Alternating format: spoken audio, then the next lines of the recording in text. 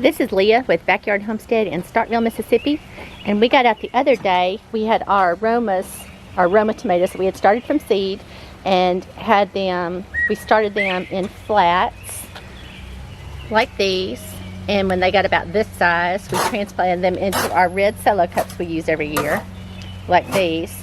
And the other day we set all these tomatoes, we transplanted our red cello cup tomatoes into the garden, and we had a few extras.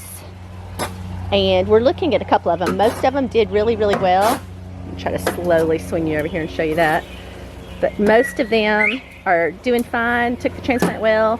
There's one I'm watching that's starting to kind of curl, so I may use one of these plants to replant that one. But the rest of them I'll carry to work tomorrow and give to the ladies at work. But now, today's project, these are more Roma tomatoes that we've started from seed in flats, and they're getting big enough that we're going to transfer them to our red cello cups and go ahead and repot those. And our cups are in a stack over here. These are the ones I took the tomatoes, the Romas out of, and transplanted out into the garden the other day. And we're just going to use these cups again to put our Roma tomatoes that we started in flats. So Alan's over here mixing up some soil for us to use, and we use a mixture of black cow and peat moss. I'm going to stir this up and transplant these tomatoes out. And that's today's, well, one of today's projects. We're going to get on that and I'll come back and show you when they're all in cups.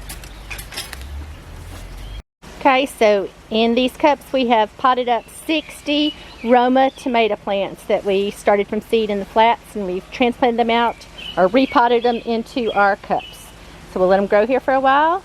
And this is supposed to be our second crop of Roma tomatoes after the crop that we just put in the ground finishes, but we'll see how the timing works out on that. Okay, these are our eggplants that we started in cups. And we started these from seed, and we actually started them in flats, and then we've moved them to cups, and now they're getting big, so we need to go ahead and get them in the ground. So we are going to take this little patch of onions, this little bed in front of our potato bed. These onions aren't doing great. They're not really, we don't think they're going to get much bigger. A couple of them might, but most of them look like they're about finished. So we're going to go ahead and pull these onions and just use them for now. And we're going to plant the eggplant in this bed where these are. Okay, we harvested the onions. Well, this is not an onion harvest. We just pulled the ones that we planted in this little front bed as an afterthought. And we got a decent little grouping of onions, and because we didn't let these dry or cure or anything, I'm just going to carry them in the house and go ahead and chop them up and freeze them, and we'll have onions to use when we cook. And in the spot where those onions were, we planted our eggplant, and we have 5 really pretty eggplants that we started from seed, and we planted them in this bed where the onions were. And this bed is in front of our potato bed, which is in front of our real onion bed where the onions are swelling, and we're letting them grow. And after that, I'll carry you over here. This is kind of our little nursery on the patio here. We have cucumbers that we started from seed. We have okra that we started from seed. We have more peppers, so we're letting get a little more size on them before we set out, and also waiting for a spot to open up in the garden. Then we have some, what are these, Mexican sunflowers? Yeah, these 2 little guys right here are Mexican sunflowers.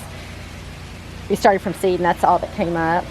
These are the tomatoes. We pulled out the tomato that wasn't doing well, and Alan's calling this the tomato rehab area, but we potted him back up to give him some time and replanted the one in the row, replanted him out in the row. These are the Roma tomatoes that we potted up today that we had started from seed in the flats. And in this flat this is portulaca, and these are marigolds, and I pulled out the ones that were large enough and planted them in a bed on the side. Okay, this is our asparagus bed on the side of the house, and I guess this would be the south side. Gets a lot of really, really hot sun over here. So I took the portulaca and the marigolds that were large enough to transplant out and put these in our cinder block border down this side. And we've planted portulaca over here before, and it's done really, really well because it's super hot and super dry. So it should thrive over here. We'll see. But we planted this portulaca from seed in the flats, and I was really pleased with how well it came up. So in this bed we have asparagus and mammoth jalapenos, 3 mammoth jalapenos in the front, and then our marigold and portulaca border to help bring in some pollinators. And this is a raspberry, and we got it from someone's yard. He just gave us a root, just a bare root. We put it in this pot and just covered it with soil, and actually kind of forgot about it, and we came out this spring and it was going crazy. And this is the thorniest thing, trying to get it to focus on the thorns, the thorniest thing I've ever seen. Little bigger thorns than little hair thorns that it's pretty tough. We got to find a spot away from traffic area to put this guy. And if anybody knows if there is a thornless raspberry variety, please let us know. But that is it for this morning's projects. And again, thanks for watching.